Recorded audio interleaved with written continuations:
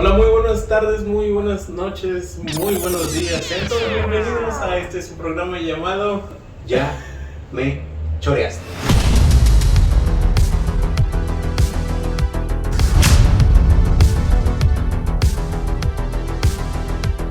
Con ustedes los mismos de siempre, tanto Salvador Como Diego. y pues bueno, con ustedes, pues, meramente una maestra llamada Wally. Una maestra, perdón. Una maestra de muchas maestras. Sí. Con ustedes la maestra de filosofía llamada Cualquiera. Valkyria. Yo siempre me confundí, ¿cómo era? ¿Wally, Valkyria o Valkyria? No, es una larguísima. Bueno, no es tan larga. En realidad, me han dicho Wally desde muy chiquita, desde que era bebé. Entonces, como que siempre me presenté como Wally, porque decir mi nombre siempre fue muy complicado y pues así ha pasado por la posteridad. Pues, muchos me identifican como Wally. Y mi nombre es con W y me enseñaron a pronunciarlo como Valkyria, pero tengo entendido que la pronunciación más correcta es Valkyria y con V. Entonces hay gente que me dice Valkyria porque pues, es más refinada, ¿verdad? Y me dicen Valkyria, pero a mí me pusieron Valkyria. ¿Y por qué es su nombre? ¿No le han preguntado? Porque yo cuando lo escuché, no, que la maestra Valkyria, ¿así se llama? ¿O es así le dicen? Es mi seudónimo, como me dicen en el Didi. Que sí es mi nombre artístico, ¿no? Es mi nombre. Pues mi papá leía en ese tiempo como literatura nórdica y pues como que dijo, ay, pues aquí le ponemos el nombre a la niña y pues ya, era ahí que me llamó así. Así que dependiendo los nombres a lo que esté leyendo en ese momento, va a depender cómo le pones. Por Así me ejemplo, tocó. hay una señora que trabaja ahí en farmacia que se llama Patrocinio. Patrocinio. Le dijimos, ¿por qué se llama Patrocinio? Ahora llegó un folleto de. No, es que en los, no sé si se han fijado que en los calendarios viene nombres de personas o De nombres santos. de ¿no? santos. Son los santos. Y pues esa señora nació en ese día que se llama Patrocinio. Ok. Tiene como 50 aproximadamente y es mejor que le digan Pati que Patrocinio. Es que antes sí se usaba eso, ¿no? Y dicen las abuelas, ¿no? Que te ponían el nombre del día de tu santo. Sí. Pero Y- imagínense que Yo se sí. llama- Muchos hombres. ¿No te has fijado cuál sería tu nombre? No, Yo la sí, verdad, yo no. sería Felicia. ¿Está chido? No, Pero ¿cómo ha estado, maestra? Cuéntenos. pues bien, contenta de que me estén invitando a este programa que lo vi, ¿no? Empezó en pandemia, ¿no? Ese programa. Empezó el mío empezó en pandemia. Ah, no era el mismo. No era el mismo. Ah, ok. Yo tenía un podcast en el cual se llamaba Un Rincón en la Existencia. Lo hice porque no tenía nada que hacer más que las clases. No, pero aparte quería dialogar conmigo mismo, quería expresar cosas de las cuales pues yo decía, tengo que hacer algo porque si no, aquí nada más me voy a estar comiendo a mí mismo y pues entonces dije, pues voy a hablar. Me voy a exponer al internet, de todos modos que puede pasar. En internet hay muchas cosas, uno más, no pasa nada. Bueno, pues yo desde ahí le seguí la pista y luego pensé, fíjate que pensé que era el mismo programa, que ya de ahí había sido No, y ya luego- compañero y ya había fusionado Y sus es que de hecho, proyectos. yo conocí también el podcast de Diego. De hecho, él me invitó una vez a grabar un episodio que hablamos del estoicismo. Y ya de ahí, como que empezamos a comunicarnos más. A él yo no le hablaba, pues era de otro salón. O Ricardo, Ricky, es el amigo en común. Y pues, como íbamos a fiestas y todo eso, empezamos a platicar más. Y me di cuenta que tenía algo este sujeto para poder comunicar. Y después de haberlo ido a hablar también en el podcast, dije, pues vamos a hacer un proyecto él y yo. Y me acuerdo que estábamos aquí en la universidad, ya habíamos regresado de la pandemia, después de la exigencia de regresar a presenciales. Y le dije, ¿quieres hacer un podcast? Y me acuerdo que ese mismo día fijamos el nombre de este proyecto. Y le dije, quiero que tenga estas temáticas y todo esto. Pues hasta la fecha, como decíamos ahorita, con usted van 61 episodios ya. Entonces, pues ahí vamos y agradeciéndole que se hayan prestado porque la agenda entre la maestra y nosotros sí discrepaba mucho. Sí, la verdad es que no se acomodaban los tiempos, pero Pero lo logramos. Sí, se logró. ahorita estábamos hablando con la maestra respecto a que ahorita está llevando un proceso que se llama consultoría filosófica y la verdad me interesó mucho ese tema porque ya hemos tenido 2 procesos respecto a eso, pero no meramente alguien que haya contado lo vivencial, que ya lo haya pasado y que esté llevando. A mí me gustaría saber un poquito antes de empezar cómo es ese proceso me estaba platicando antes de empezar el podcast, pero me gustaría que lo transmitiera a las personas que nos van a estar viendo. ¿Cómo es ese proceso? ¿Cómo es el paso que lleva un consultor a su consultante? Por ejemplo, el sesgo que yo tenía es que decía, pues yo creo que es mejor que vaya con el psicólogo a que vaya con el filósofo, aunque haya estudiado filosofía. ¿Por qué? Porque el psicólogo entra un poco más, se adentra un poco más en la práctica, y el filósofo yo creo que se queda un poco en la teoría. Pero yo, en un sentido, sí estoy equivocado, y pues meramente me gustaría que me contase eso. Que sí es algo novedoso y que genera mucho ruido, y yo en lo personal creo que sí es importante como que como filósofos o filósofas lo tengamos claro. ¿Qué distingue? Y principalmente si te vas a dedicar a la consultoría filosófica, ¿verdad? Creo que sí hay que pasar por un proceso de aprendizaje y de formación como consultante. Y el segundo punto es explicarle bien a la persona que vas a atender o que le vas a dar la consulta, pues que no vas a darle una consulta psicológica. Yo creo que eso es como éticamente esencial, porque pues no va a recibir lo mismo, ¿no? Y creo que debemos de tenerlo claro nosotros y obviamente quien está con nosotros. Yo veo una diferencia muy importante, aunque puedan ser como muy cercanas. Me parece que desde la psicología sí se trabaja desde las emociones y desde los procesos cognitivos, desde nuestras experiencias de vida, revisas quizás, dependerá del tipo de terapia psicológica, pero sí revisas tus patrones de conducta, ¿no? Y cuáles son las ideas que se gestaron a partir de la educación que recibiste de niño, etcétera, etcétera, ¿no? Y a partir de eso, pues se busca modelar esos cambios de conducta, o depende de la teoría psicológica que esté trabajando el terapeuta, ¿no? Pero sí son procesos cognitivos, psicológicos y así, ¿no? ¿Y qué hace un consultante? A mí me parece muy claro señalar que el consultante sí reflexiona sobre problemas de tu vida, tus problemas existenciales, tus conflictos, quizás si tienes un sentimiento de fracaso, si te sientes quizás deprimido, con ansiedad. La consultoría puede ayudar, pero yo insisto que un psicólogo está preparado para tratar específicamente ese tipo de problemáticas, ¿no? Como las depresiones, los duelos. ¿Qué es lo que aporta el consultante filosófico? Pues trabajar con nuestras ideas, porque lo que hacemos los filósofos pues es hacer preguntas, buscar razonamientos para responder esas preguntas, y lo que se busca es lo que se le llama distinguir cuál es la filosofía operativa del consultante, es decir, cuáles son las creencias que él todavía no ha descubierto que hace que opere las decisiones que toma de vida. ¿Por qué estudié filosofía? Pues tiene que ver con una serie de creencias que te motivaron a estudiar esa carrera. ¿Por qué estudié para contador? Hay una serie de creencias que no las tienes tan visualizadas, o muchos de nosotros a lo mejor no las tenemos tan visualizadas, o no todas, ya las sé, o no todas, pero eso es poder. Pero esas serían el poder, el poder y la fama. Pero bueno, esas creencias que te motivan a tomar decisiones de vida y que muchas veces no las has revisado. Esa es tu filosofía operativa. La tienes, pero no tienes idea de cuáles son esos conceptos que están moviendo tus decisiones, tus valoraciones. Entonces el consultante lo que hace es ayudarte a decir cuáles son las ideas que tengo de una vida exitosa, de qué es el fracaso, de cómo debo de vivir mi vida. Entonces a partir de eso descubres cuáles son esas creencias, y hay que revisarlas y si es necesario cuestionarlas y transformarlas. Pero ¿qué trabajamos?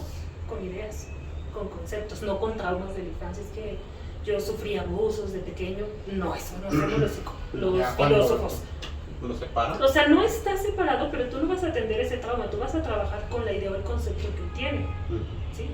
Okay. O sea, con la idea de que tiene de sufrimiento, qué significa el abuso, trabajas con ideas, no, y las ideas sí van acompañadas de vivencias, porque pues, nuestras ideas también se acompañan de nuestras experiencias, pero no trabajas con curar traumas o curar depresión, sino que más bien las personas se plantean qué idea tienen de felicidad, esa idea de felicidad, cómo se engarza con sus prácticas de vida, porque se sienten infelices, bueno, a lo mejor no tengo un carro súper lujoso, ¿no? Y entonces ahí ves que esa persona está asociando la felicidad a lo mejor con la posesión de un vehículo, ¿no? Entonces ahí descubres la idea que está detrás, y no porque a lo mejor desde chiquito su papá le dijo que un hombre exitoso tiene que tener un carro. Y ya sería una cuestión como más de vivencias y psicológica, quizás. No sé si me entiendo, No, pero sí. por ahí va, Sí, por sí. ahí va, de que más bien es descubrir esos pensamientos que están ocultos de nuestras acciones. Y por ejemplo, ¿qué actividad les pone A los a consultantes. los consultantes? Mira, yo debo confesar que no soy la persona más certificada, pero tampoco tan ignorante en estos temas, porque sí es importante. Hay una estructura básica, pero puede ir cambiando las estructuras del consultante. Hay una estructura básica que yo sé que se maneja, que puede ser estándar, pero cada consultante cada consultor, o consultora le puede dar sus propios matices. La estructura básica al menos es trabajar con una pregunta que traiga el consultante, la pregunta que él quiera indagar. ¿Qué es lo que va a hacer el consultor a partir de esa pregunta? Insisto, es una estructura como muy acartonada y que puede ser muy flexible. Tú puedes decir, ¿por qué el día de hoy me molesté con mis estudiantes? Puede ser una pregunta tan simple como esa. Y entonces a ti no te interesa tanto que resuelva la pregunta, sino porque él tiene un conflicto con esa pregunta. Y entonces tú descubres a lo mejor si ese conflicto que él tiene es porque él considera que debe agradar, o profesor o profesora quiere agradar, a lo mejor él tiene una idea de que no es un buen docente. Entonces tú tienes que sí engancharlo con su vida, porque esa pregunta para esa persona es importante. Entonces vas descubriendo eso y a partir de eso lo que buscas es hacer un poco un ejercicio mayéutico. Identificas cuál es el concepto clave que está detrás de esa pregunta que él se hizo. No es tan fácil, porque tienes que identificar cuál es el concepto con el que tú puedes trabajar. A lo mejor él le tiene el temor al fracaso o le preocupa lo que dirán los demás, ¿no? Y entonces ya dices, bueno, a lo mejor su conflicto es con el fracaso, o es con la soledad, o es con el reconocimiento social. En cuanto tú identificas, pero para eso tienes que irle haciendo preguntas.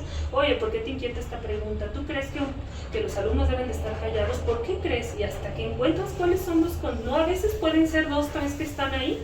Identificas cuál es el concepto con el que puedes trabajar y empiezas a hacerle preguntas hasta que tú pues él pueda caer en contradicciones y rectifique él mismo, si es necesario, sus postulados iniciales. Y cierras la sesión pidiéndole que reelabore la pregunta. Es decir, después de toda esta verborrea, se oye mal, pero todo esto que saca el consultante, todo este choro que saca el consultante, pues la idea es darle estructura, ¿verdad? Que no quede así tan disperso y que a partir de eso diga, bueno, ya dije todo esto y entonces realmente lo que yo quería preguntarme o lo que me interesa, ¿no? Seguir indagando es tal cosa. Y entonces la idea es que haya como una progresión en su razonamiento, porque lo que hicimos fue como hurgar, ¿no? Ahora, ¿qué podemos volver a preguntar? Esa es la estructura más básica. Pero bueno, ya los que se especializan pues van trazando su mismo perfil de consultante que muchas veces puede estar asociado con una perspectiva filosófica. Okay. Pues en eso sí se parece un poco a la psicología, darle el sentido a toda esta locura de ideas que hay, Sí, pero el psicólogo con el propósito de dar como una resolución desde lo psicológico y el filósofo de darle la resolución desde lo ideal, lo conceptual. Sí, desde los conceptos. A mí me parece que la clave es esa. Porque los psicólogos, bueno, al menos mi experiencia también como paciente, ¿no es cierto? Bueno, como persona que iba a terapia, porque estábamos con el debate si eran pacientes o clientes o qué, ¿no? Sí trabajan muchas veces con ideas como que tienes desde la infancia y con imágenes de tu infancia, ¿no? Entonces, por ejemplo, es muy común, creo yo, que en las terapias psicológicas te digan es que te tienes que reconciliar con tu niña interior, ¿no? Y entonces haces ejercicios mentales donde la persona adulta abraza a su niño adulto, su niña adulta, y eso mentalmente y emotivamente le genera un cambio en la persona, pero eso sí es psicológico, no es filosófico, porque eso genera como que el sentimiento, por ejemplo, de soledad disminuya, porque ha implantado, hasta se me parece en la película del origen, ¿lo han visto? Sí. Has implantado en el sujeto, o la sujeta, la idea de que no está solo. Entonces, si en la infancia vivió soledad, a partir de estos ejercicios mentales donde ese adulto protege a ese niño que fuiste, puedes como sanar un poco esta soledad que viviste, porque ya le diste a tu mente el mensaje de que no estás sola, pero lo tuviste en la infancia. Eso es psicológico completamente. Freud lo descifró, ¿no? Que muchos problemas eran desde la infancia. Sí, y yo ahí es donde me pareció muy claro. Habrá otras cosas que hacen los psicólogos y otro tipo de terapias, no sé, conductuales, conductistas y gestalt y sabe cuánta cosa hay, psicoanálisis y así, ¿no? Pero a mí me parece un ejemplo muy claro ese ejercicio psicológico. Es psicológico porque está hablando de cómo se formó tu psique desde tu infancia y cómo puedes resarcir no sé si la palabra sean traumas o deficiencias que tuviste en tu educación emocional, en tu formación emocional, y que a partir de estos ejercicios pues generas otra cosa. Eso no hacemos nosotros. Pero entonces, ¿el consultante se cura o entra más en duda para solucionar sus problemas? Bueno, yo creo que ni los psicólogos ahí, o psicólogas variarán. Creo que la psicología clínica es cuando la que se habla de enfermedad y de cura. Bueno, no todas las teorías psicológicas. ¿Resuelve sus asuntos el consultante o se empieza a cuestionar más? Pues la idea es que entra en crisis, ¿no? La idea de la pregunta que te plantea. Pero también la psicología, o sea, también la terapia psicológica es un proceso, ¿verdad? Y cuando puedes dejar de estar en un proceso psicológico, pues usualmente es porque estás, ya más o menos resolviste tu punto de partida, tú llegaste por una situación crítica, ¿no? En el caso de la consultoría, yo creo que también las personas se acercan porque traen un conflicto ahí existencial, ¿no? La idea del consultor no es sanar, ni curar, ni dar el tratamiento. Si hacemos un ejercicio de consultoría. A mí me gusta explicar, ¿no? Con el conejillo de indias aquí. Fuiste metiendo. Es que estaría interesante como que se enteraran de cómo es ese ejercicio de preguntar y responder. ¿Quién se va a exponer? Me gustaría que fuera Diego para que se quite ya esa. No, pero volviendo a tu pregunta, para que no me quede yo con que no la dije. El consultor, se supone que la relación es de igual a igual. No sé en los psicólogos si hay una idea de como eso, ¿no? Paciente, psicólogo, ¿no? Pero la idea del consultor es un poco socrática, ¿no? Es como una especie de apoyo para ayudarte a que tú descubras tus propias ideas, ¿no? No te va a decir cómo resolver tu vida, sino que te va a ayudar a que tú aclares tu pensamiento y lo rectifiques si es necesario, o compruebes si tus premisas de vida son las correctas. Y si alguien está interesado en estudiar consultoría, ¿dónde puede encontrar ese lugar? Pues yo conozco a una asociación que se llama CECAPI, que es el Centro de Prácticas Filosóficas, o el Centro de Prácticas Autónomas, algo así, filosóficas, algo así, se llama CECAPI. Ellos se dedican mucho a esto y en general a dar muchas capacitaciones y diplomados y certificaciones en prácticas filosóficas. Son los que me parece que están más visibles en el radar. También está la Asociación Mexicana de Consultores Filosóficos, que está muy hermanada de CECAPI, como que funcionan muy cercanamente. Pero por ahí en Insta yo he checado y seguido gente de la Ciudad de México principalmente, que tienen páginas y dan asesorías, pero no sé si necesariamente capacitaciones, pero dan cursos donde la filosofía, también la consultoría trata de rescatar esto que hacía la filosofía clásica, como el estoicismo, el epicurismo, está un poco inspirada en eso, ¿no? Y que la filosofía también puede ser una filosofía de vida, ayudarnos a tomar mejores decisiones de vida. Entonces hay algunos perfiles en Insta, que ahorita no recuerdo ninguno para mi desgracia, que trabajan mucho más que del perfil formativo, de darte asesorías, consultorías, y cursos, pero estos cursos no están tanto pensados en capacitarte como consultor, sino que la lectura de determinados autores sirvan para la vida, que también de por ahí se liga la consultoría filosófica. Pero CECAPI es uno muy importante. A mí cuando me dieron para hacer consultoría filosófica, nada más me recomendaron Platón y menos prosa. De Lu Marino. Ajá, ella. Fue todo. Yo dije, bueno, por eso no me gustó. Pues yo no creo que necesariamente sea para todos. Y no me gustó porque sí, no el material ahí, ¿verdad? Pero me hubiera gustado que alguien que ya ha estado viviendo, de que ya vivió una consultoría filosófica, la pudiese enseñar para que atraiga a las personas y digan, ¿sabes qué? Yo no me quiero ir de profesor, yo quiero dedicarme a la consultoría.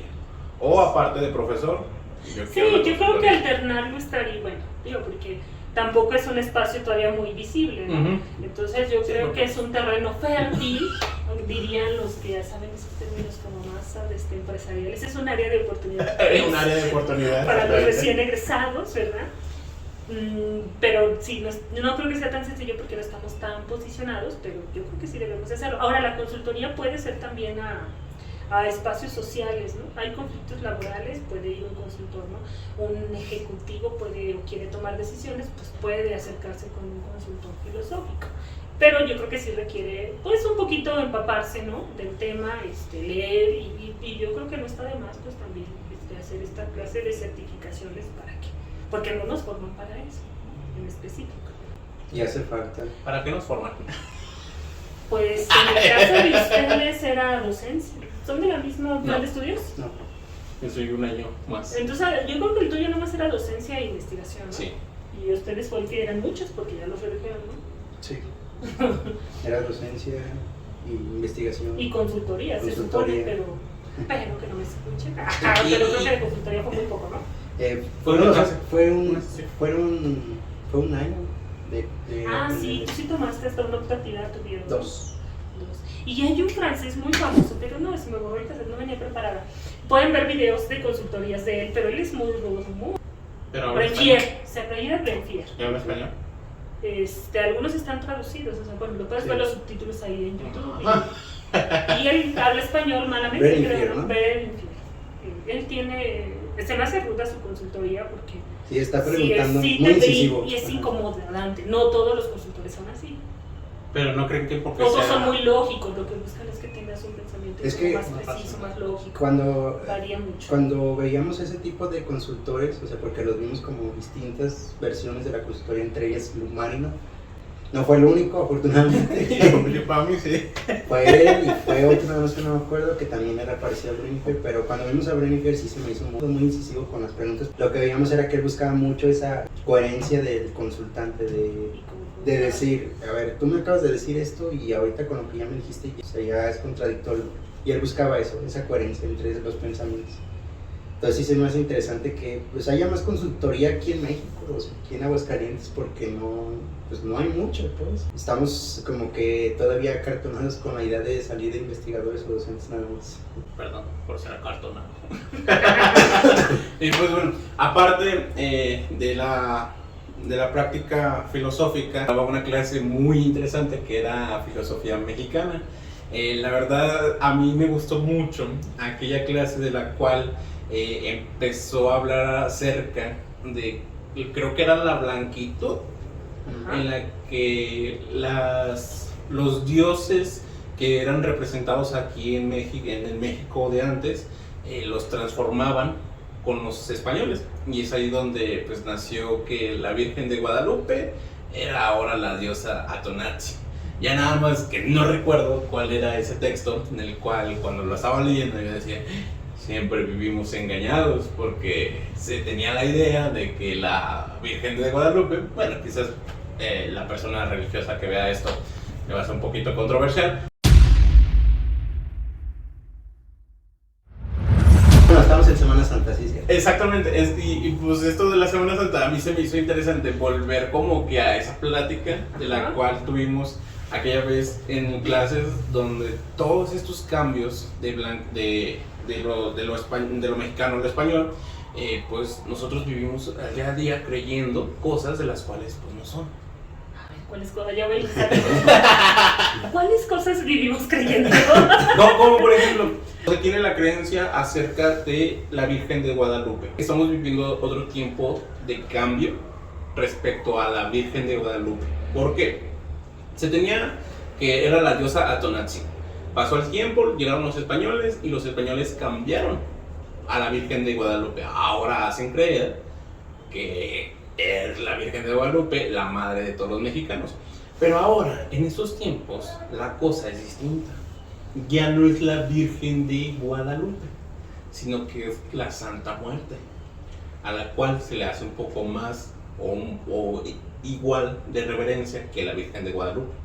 Aquí hay como una transformación quizás hasta antropológica, donde metes historia o creencias aztecas con creencias españolas. Pues ya son otras fusiones más. Y las juntas Ajá. y haces como que este rito o este ritual hacia la Santa Muerte, el darle igual veladoras, vestirla como la Virgen de Guadalupe, porque si vemos las facciones de la Santa Muerte, estás viendo lo mismo que la Virgen de Guadalupe. Pues está interesante esa parte, que a mí me genera más bien muchas preguntas lo del culto a la Santa Muerte, ¿no? Porque nunca lo había visto como que pudiera ser como, pues sí, que estar ahí como analogado con el culto a la Virgen de Guadalupe. Pero regresando al tema de la Virgen de Guadalupe, me parece que también es como todo un temazo. Temazo. Porque es muy transversal, ¿no? La Virgen de Guadalupe como símbolo, ¿no? Yo hace poquito, y ya me voy a salir un poquito del tema. Bueno, no, es lo mismo, pero sí, es lo mismo, echar chorra. Exacto. Echar chorra. No, hace poquito recordaba, pues ya un par de años, yo iba así en mi bicicleta en la madrugada, me invitaron a una posada. Y yo dije, no voy a llegar tarde, me voy en mi bici. Obviamente se me hizo tarde. Porque la maestra es de las pocas que utiliza todavía la bicicleta. No, soy de las pocas, pero bueno. No sé cuántos ciclistas seamos en la ciudad. Bueno, el punto es que yo iba en mi bicicleta. Ya yo creo que era la 1, no era tan tarde tampoco porque iba en la bici. Pero nunca, no sé, ustedes díganme, no sé, pues, sus experiencias y vivencias, nunca me había tocado andar pues, un 12 de la madrugada, pues del Día de la Virgen de Guadalupe, andar pues por las calles, y justo ahí entre Ojo Caliente y todas esas colonias, no sé si han visto que hay muchos murales en las calles así, pintados de la Virgen de Guadalupe. Pues había gran fiesta, gran fiesta, yo nunca lo había visto. Bailan los cholos, dicen aquí, pues, por ahí sacan sus guamas y yo no sé qué, ¿no? Pero es una gran fiesta y en realidad es muy irreverente si lo pensáramos en el sentido religioso pues más ortodoxo, no sé, del catolicismo, ¿no? Que tendría que ver una pinta en un mural de unos cholos bailando, echando chévere. Bueno, o sea, en ese sentido es que es como, me parece que por eso es demasiado, puede ser ese estandarte como fue el estandarte de Miguel Hidalgo, o como puede ser de los más conservadores, la Virgen de Guadalupe. Yo creo que existen como 3 tipos de Virgen de Guadalupe.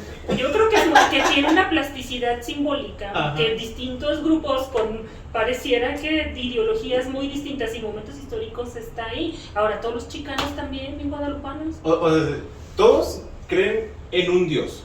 Ese Dios es católico. Y ese católico se divide como si fuesen ramas.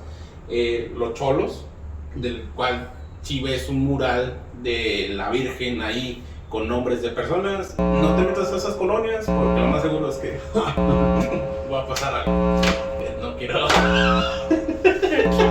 Y ahí lo que hacen es velarla.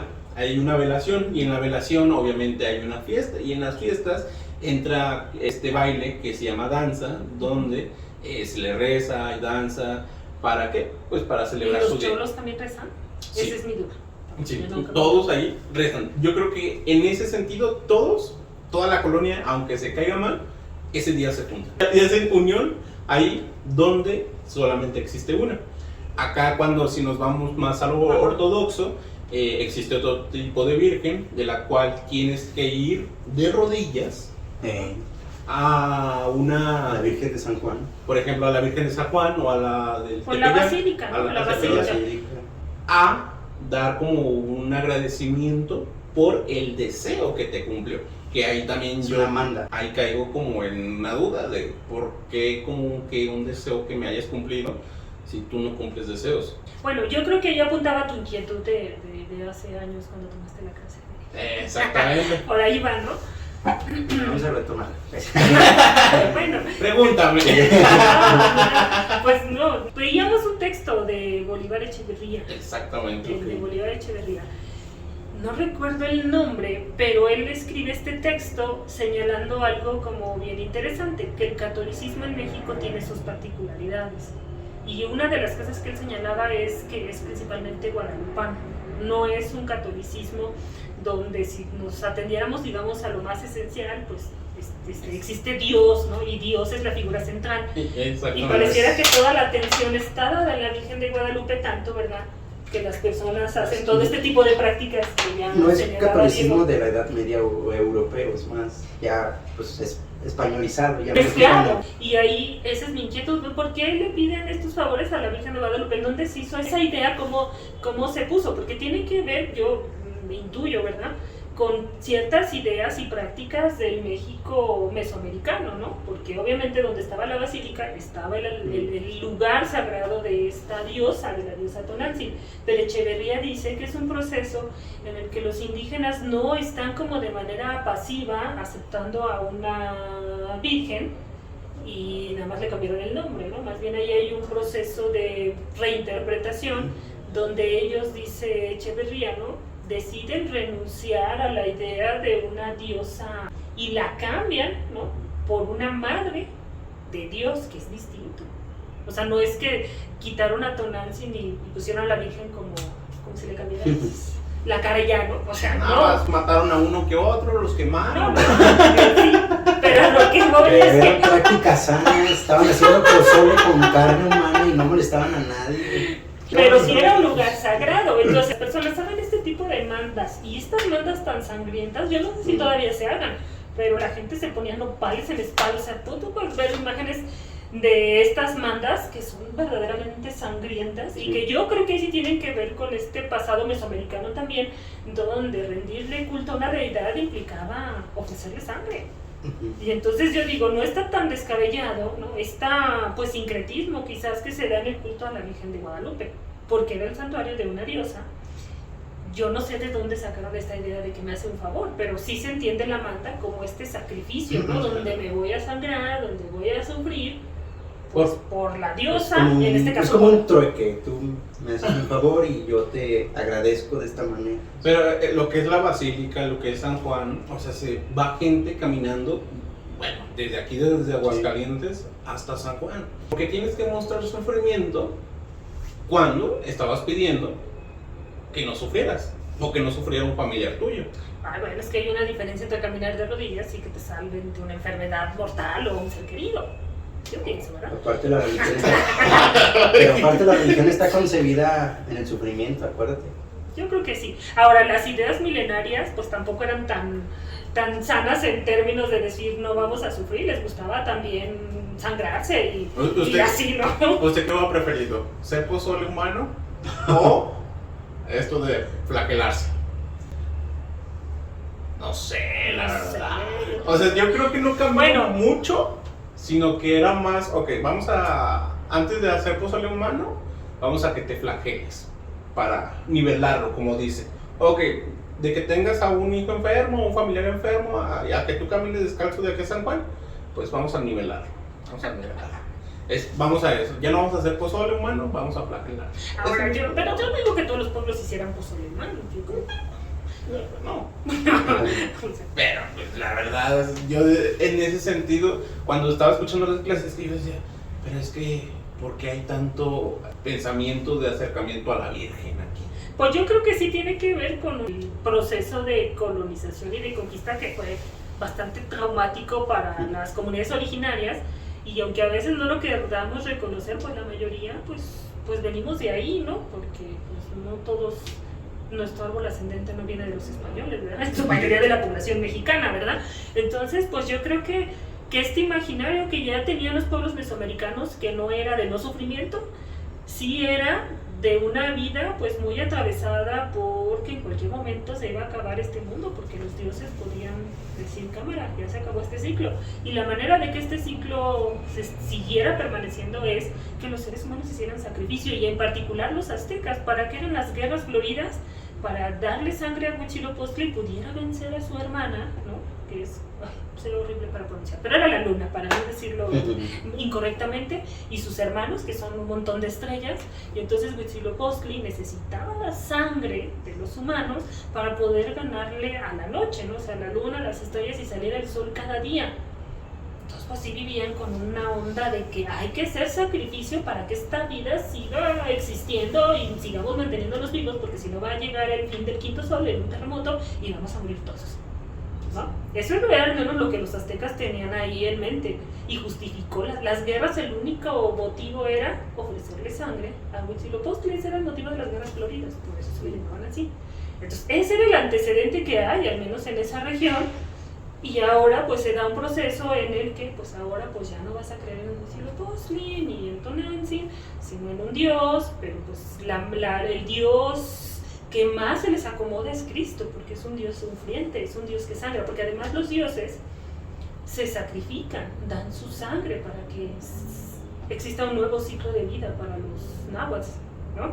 Los dioses se sacrificaron ofreciendo su vida y su sangre. Por eso los hombres debemos abolir, los más iguales pues deben sangrarse para que este mundo continúe en tributo a que los dioses dieron su sangre. Esa es la creencia ahí, ¿no?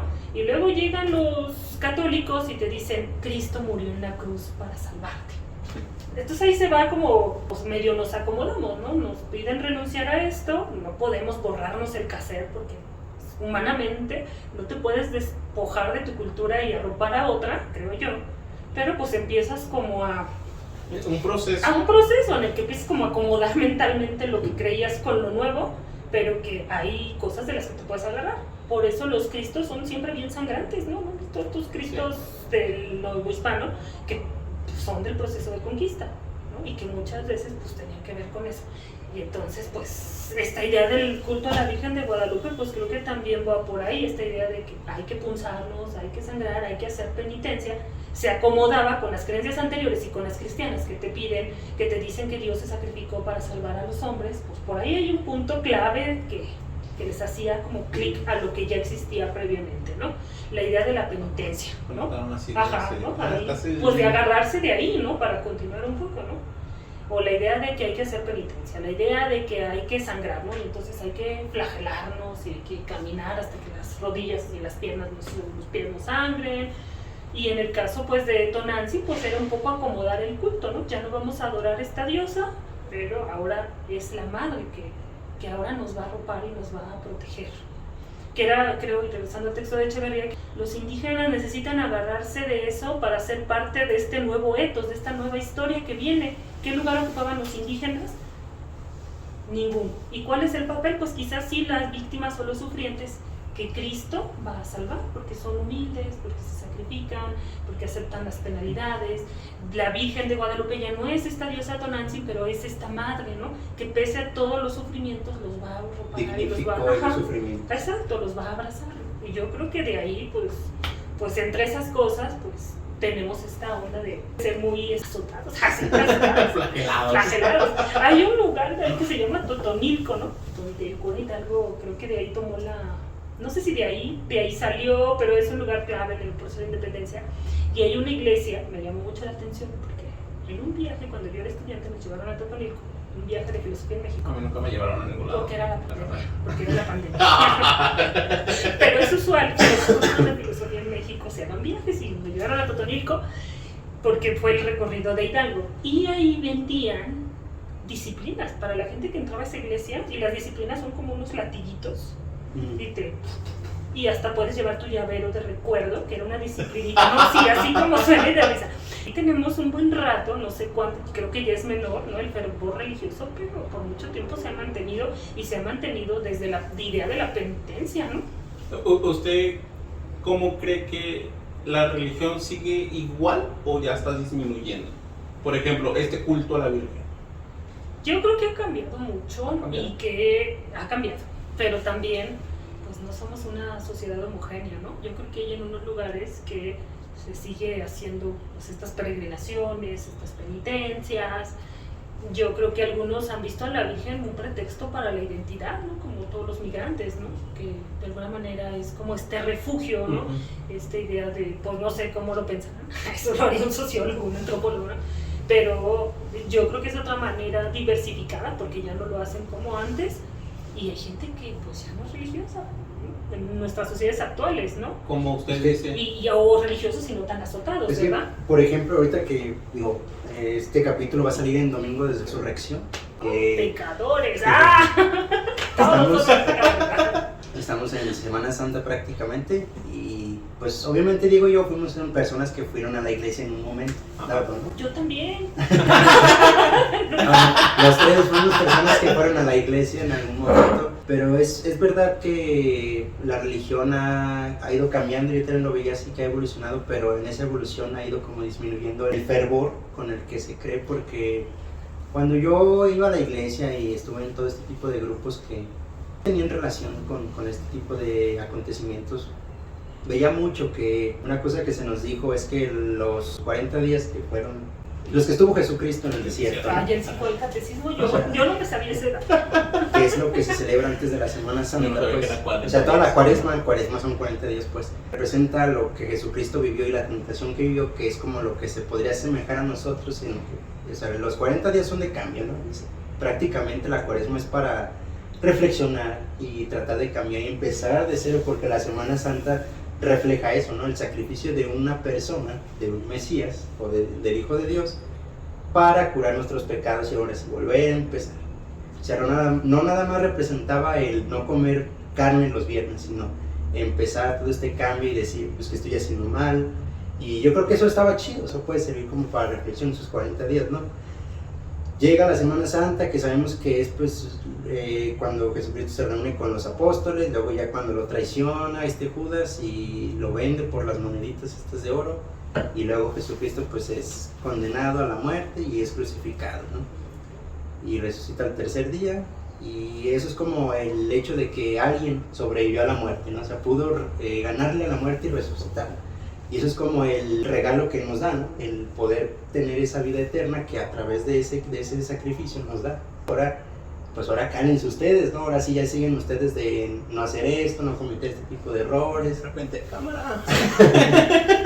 Cuando yo estaba en la iglesia y empecé a estudiar filosofía, muchos me decían, te vas a volver ateo, ya no vas a creer en esto. Y yo decía, pero ¿por qué tanta gente piensa en esto, no? Si yo creo que desde la misma filosofía se puede hacer mucho análisis sobre la religión, tratar como de repensar, pues sí, tal vez haya contradicciones en la religión, ¿no? Y haya muchas cosas que te saquen de pedo, como el hecho de autoflagelarte, como pensar en por qué el sufrimiento se dignifica tanto en la religión, pero también el hecho de que, lo que mencionaba la maestra, te forja una identidad. Todas estas tradiciones, todas estas costumbres que si bien pasan cada año, algunos ya no las ven con el mismo significado, con el mismo fervor. Yo creo que en eso yo sí me siento así, porque conforme fui avanzando y me di cuenta que incluso dentro de la misma iglesia había gente que se comportaba de la misma manera que afuera, sigue habiendo ese tipo de personas adentro y afuera, y te das cuenta que ahí es donde hay como una especie de desilusión respecto a que el mensaje no todos lo llevan así, pues. Parece que ha ido como disminuyendo el hecho de que haya gente que vaya a la iglesia, no solo en esta semana, sino en general. Ya no ves a tanta gente en misa, ves a muy pocos jóvenes, ya ves a más gente adulta, pues, y ya. Pues no sé, yo creo que también la globalización ha jugado un papel importante en los cambios de hábitos, de creencias de la gente, ¿no? El internet, nuestros pasatiempos. Yo creo que las sociedades antes eran más conservadoras y como más ligadas a estas costumbres familiares, ¿no? Y creo que la globalización nos ha abierto una posibilidad, y bueno, más la globalización capitalizada en el consumo dispersa tanto que ya la gente creo que ya no se clava tanto en la religión, ¿no? Porque pues puede ser más motivante otro tipo de cosas, ¿no? Como el consumo, no sé, lo que hoy. Y creo que también ahí pensaba un poco, ¿yo qué ibas a decir? No. Y, no sé, pero pensaba también que se vive de distintas maneras también el catolicismo, ¿no? Yo creo que nosotros, no sé si ustedes en qué tipo de familias, ¿verdad? Pero familias como más del, no sé, se me ocurre del Bajío, de estas zonas. Yo todo el viernes no comí carne, comí carne todos los viernes. ¿No? Donde quizás las tradiciones son como muy marcadas, pero me parece que todavía están como dentro de un formato más occidental español, ¿no? Que, no sé, esto, ¿no? Saber cuál es el motivo, guardar los días de no comer carne, rezar, hacer un ejercicio introspectivo. Eso me suena muy del Bajío. Mis abuelos eran del Bajío y era un poco esta dinámica, ¿no? Muy religiosa de ir a misa los domingos y así, ¿no? Y no de azotarse y flagelarse, que yo creo que eso sí tiene que ver principalmente con los pueblos originarios y que ellos hicieron. Nosotros estamos permeados completamente, pero que para ellos era vital sangrar, porque pues en eso se iba el fin del mundo, ¿no? O sea, si era una tarea no solamente mía, ¿no? Sino de términos cósmicos, ¿no? Entonces eso, con este nuevo mensaje del cristianismo, pues generaron fusiones creo que bastante extrañas. Yo recordaba una película que se llama Madeinos, a lo mejor no es un hecho real, pero y está pensada en un pueblo en Centroamérica, no me acuerdo qué lugar de Centroamérica, y la chica le pusieron así, Madeinusa, pero le decían Madeinusa, pero Madeinusa. Y según en este pueblo tenían la costumbre que en Semana Santa podían hacer lo que querían porque Dios estaba muerto y no podía ver. Entonces, sí, digo, no es ficción, lo que sea, pero no está descabellado si pensamos en cómo estos pueblos finalmente acomodaron su imaginario, ¿no? Y entonces era terrible porque podía pasar cualquier cosa en esos días, ¿cuál es un día, no? Que Cristo, el chiste es que cuando Cristo muere en la cruz, pues tarda un tiempo en resucitar. El viernes. Entonces el viernes... La purga. No, horrible. Sí, o sea, sí es como bastante fuerte la temática ahí de lo que sucede en esos tiempos, en ese día, pero ahí va, ¿no? Y yo creo que sí hay que pensar la práctica del catolicismo bien diversificada en las regiones, al menos de México. No es lo mismo pensarlo en los pueblos del sur que en el norte, en el Bajío, ¿no? Donde creo que estamos nosotros, que creo que es más en esta vista un poco más mestiza, tirándole a lo blanco, ¿no? Así, hacemos una no nos azotamos con flagelos y hacemos un carnaval. Sí, ¿no? Cada uno practica la religión de distinta manera, ¿no? O sea, por ejemplo, puede haber gente que vaya diario a misa y no comulguen, o que vayan diario a misa y sí comulguen, o no sé, no coman carne en Cuaresma, o sea, los viernes, pero no vayan a misa. Pero o sea, hay mucha diversificación de prácticas. es que ahora veo que la religión está en declive, pero aún siguen creyendo en Dios. O sea, si tú le dices a un joven, hey, ¿eres religioso? No soy religioso, no voy a misa, no practico, si lo llamamos como lo dice Bertrand Russell, que es un cristiano, aquella persona que va a misa, aquella persona que cree en Dios, aquella persona que comulga. Entonces, pues eso que sabe lo de los 40 días y todo eso. Eso es un cristiano. Pues los jóvenes dicen, no, pues que yo no hago esto. Pero creo en un Dios. Le dije, pero entonces, ¿qué dioses crees? Pues bueno, en un Dios del cual pues yo creo que creó todo el mundo. Eso es lo que contestan. Entonces yo creo que esto de las creencias religiosas van cayendo poco a poco, pero se sigue manteniendo una creencia a algo divino, a algo creador, o algo como lo mencionan. Lo que siempre he escuchado es que siempre vas a necesitar a alguien mayor a ti para que te apoyes de él. Como por ejemplo creer en un Dios, creer en la energía, creer en X cosa para sostenerte de esa persona. Pero la verdad, yo en un punto no creo que sea necesario. Tú dependes de ti mismo, como siempre lo he mencionado, y la verdad, pues, en un sentido, todo eso para mí ya no tiene ningún sentido. Ok, estoy yendo a hacer tarea aquí. En un sentido, pues, es que creer en un Dios, ¿qué necesidad tenemos? Como por ejemplo, yo me empecé a acercar al budismo. Eso fue como en segundo de universidad. Me empecé a acercar al budismo, y el Buda te decía, pues, ¿para qué crees en un Dios? ¿Qué necesidad? ¿Te va a ayudar? ¿Va a hacer algo por ti? ¿Tiene solución para ti? Pues no. Me imaginé a Buda diciéndome eso. Como película de Disney me suena. Pues no, pues ¿qué necesidad tener la creencia de un Dios si no va a hacer nada por ti? Muy interesante. No va a hacer nada por ti y tú nada más le vas a estar diciendo y pidiendo, y obviamente pues si se cumple lo que le pides, pues puede caer en una falacia, que no necesariamente fue lo que hizo Dios, sino que pudo ser otra cosa. Pero pues la verdad es que, bueno, yo he considerado que Dios, o sea, visto así, como el soporte o el apoyo, tiene que haberlo, o si no es Dios, es otra cosa. ¿Sí? O sea, siempre va a haber algo que tengas que tener de soporte, pero ocupas un soporte, alguien como... Es que se oye otra vez muy así de decir, es que parece que alguien quiere responsabilizar de lo que te pasa o lo que no te pasa, ¿no? Y yo creo que Dios es parte en eso, ¿no? De decir, pues, si Dios así lo quiere, así va a ser, ¿no? O si yo le pido a Dios esto, si le pido a la Virgen esto, lo concede, es por ella y a ella le voy a agradecer, ¿no? Pero es como tratando de dejarle al azar o a esta creencia de lo que me ocurra ya después, ¿no? Y no decir, pues si ya te dieron el veredicto de, no sé, una enfermedad o algo parecido, pues está en ti nada más, ¿no? Pues es que es muy duro, ¿no? Yo ahí digo, pues no sé si sea necesario, ¿no? No me considero, no sé, me gusta más mantenerlo en el agnosticismo. ¿Para qué nos peleamos con aferrarnos con que Dios no existe? No, yo también me pongo el agnóstico, ya cuando lo esté quemándome del infierno. No me asumo ahí como... me saludas a Cancelero. ¡Buda, ayúdame! pronósticos que estemos en el purgatorio. Lo que la otra vez Estás más estaba, cerca que tú, lo que la otra vez estaba pensando es que el Vía Crucis es como si fuese Sísifo subiendo la piedra. O sea, todos los años repites el Vía Crucis.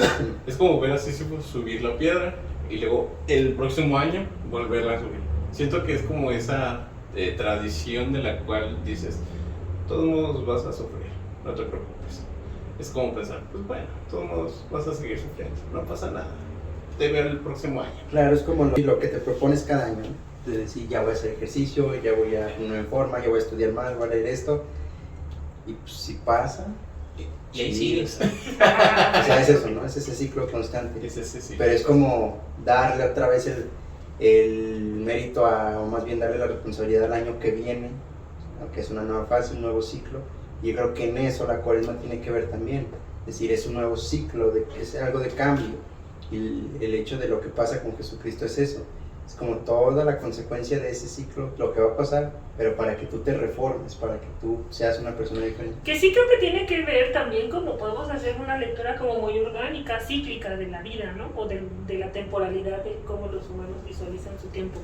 Porque efectivamente creo que puede ser como este ciclo de Sísifo, ¿no? De, ay, otra vez viene el Día Crucis, bla, bla, bla, descansé, hice mis buenas intenciones, pero viene el desgarriate otra vez, ¿no?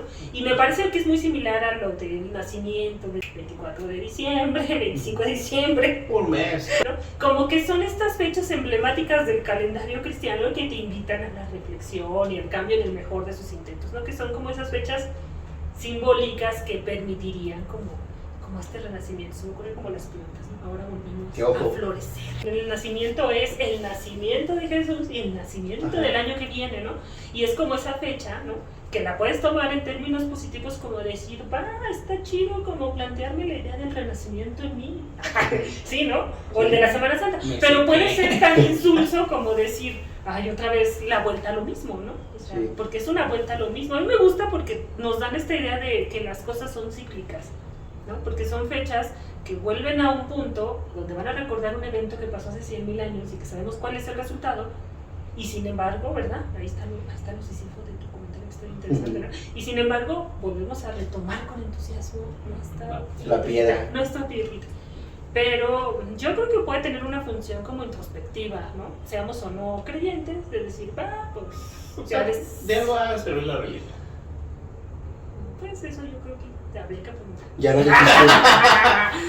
En el catolicismo es como de, tú no te preocupes, haz lo que puedas.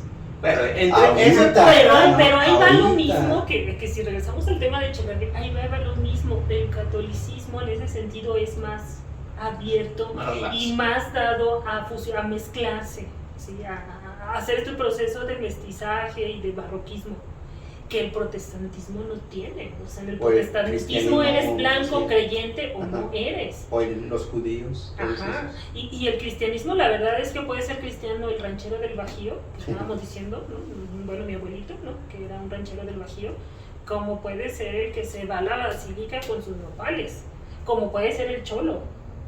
El cristianismo en ese sentido es muy el que le pide a la virgencita muy plástico, o sea, muy plástico. La verdad es que en ese sentido está chido porque es más barrio, más eso también está interesante, ¿no? Y el protestantismo no. Entonces, por ejemplo, hace tiempo cuando se fue este señor que vino a México de refugiado, porque fue un presidente indígena de Centroamérica. ¿Perú? ¿El de Perú? Sí.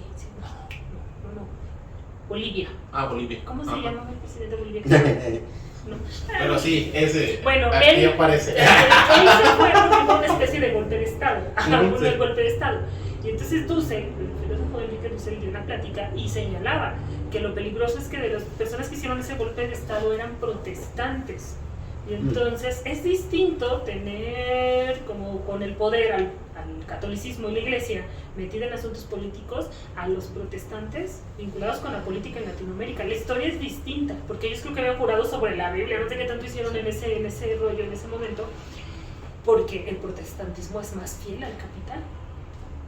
Piensas en tu bien, tu salvación individual, en tu enriquecimiento, en tu trabajo, Y pues el cristianismo, catolicismo, con todas sus deficiencias y críticas que le podemos hacer, ni siquiera diría que es una ventaja, simplemente es una característica, es que permitió más fusiones, ¿no? Con Nancy, la Virgen de Guadalupe. El protestantismo en específico, la verdad es que sí es más fiel a los intereses de una sociedad liberal capitalista norteamericana. Pues así comparamos los procesos de conquista, colonización entre Norteamérica y lo que es Centroamérica y América del Sur, los procesos son distintos y responden a las cuestiones religiosas. Por eso Estados Unidos es así como el país chido, pues tiene que ver con una moral protestante. Digamos que del siglo XXI para adelante, sí. De atrás, pero no. No le pidieron perdón a Giordano Bruno y a él sí lo quemaron. Pero bueno, muchas gracias. Gracias a ustedes. Haber estado en ese podcast, la verdad. Ya nos invitó a la biblioteca en la cual trabaja, la verdad. Ya amarrando aquí la negociación, ¿ya? Esperemos que sea pronto, porque sí estoy interesado en ir a la biblioteca una vez que trae, nada más una vez. Pues no la recuerdo ya muy bien. No saben lo que se pierde, no saben lo que se pierde. Está muy grande, la un verdad. tesoro esa biblioteca. Y si grabamos ahí, estaría bien padre. Sí, la verdad. Muy bien. Porque, ¿de cuántos años un libro? ¿De qué año? El libro más antiguo es del siglo XVII. Es un XVII. tratado de derecho romano. Ok. Bueno, gracias. Lo dejaremos para otro programa porque si me empiezan a preguntar no pararé. No hay problema. Pero pasen a la biblioteca Centenario. Hay como muchas cosas bien interesantes que ver y encontrar ahí. O sea, tenemos libros bien importantes de historia de México porque tenemos una colección de un señor que se llamó Ernesto Lemoir, que era especialista en historia, investigador de historia, y tenemos todos sus libros, que son un montón de libros, además que tenemos los que se especializó en el proceso de independencia. Entonces tenemos libros así del periodo colonial, tenemos periódicos, libros del siglo XIX, es decir, que los antiguos del siglo XVII. Pero esos del Hay siglo recetas. XVII... No, o sea, puedes, no te los prestar para tu casa, ¿verdad? O sea, ahí lo puedes ver. Te vas a poner un traje así como de antirradiactivo para que no lo vayas a. Depende del libro, ese sí, no, el del 17 no lo pueden ver, pero no pueden tocar. Hay libros del siglo XIX que se te pueden prestar con tus guantecitos y tu cubrebocas. Y hay libros que sí te puedes llevar a tu casa. Depende del libro. A mí me gustaría ver ese libro, el siglo. Que obviamente no lo voy a entender. ¿Está en español? No, está aquí, de la mano. Bueno, pues no sé, yo solo quería agradecerles que me hayan invitado, me sentí popular ahora. Sí. Dije, hasta que me invitan a algo los ex estudiantes que pues hacen ojalá podcast. esto motive a que más personas vengan a este podcast. Porque sí, lo que comentábamos antes de grabar, se lo comentamos al profe Sigala, que también esperamos que ya salga pronto en este podcast. Que parece que los alumnos de esta carrera al menos como que tienen cierto miedo, y no es por ofender ni nada, o sea, simplemente como que quieren hacer sus propios espacios y está chido. Pero el hecho de que también los invitemos es para que ellos pues den a conocer las ideas que tienen, cómo piensan, todo eso, o sea, como que aquí no nos los vamos a comer, o sea, vamos a platicar un rato, ¿no? Vamos a hablar de por qué no existe la Virgen de Guadalupe. Bueno, muy bien. Bueno, muchas gracias, Mesa, por haber estado en este podcast. Muchas Muchas gracias, Salvador, igualmente estar de nuevo en este podcast, y nos estamos viendo el próximo domingo. Si bien nos va. Adiós. Bonito domingo, que es de resurrección. Para que resucites.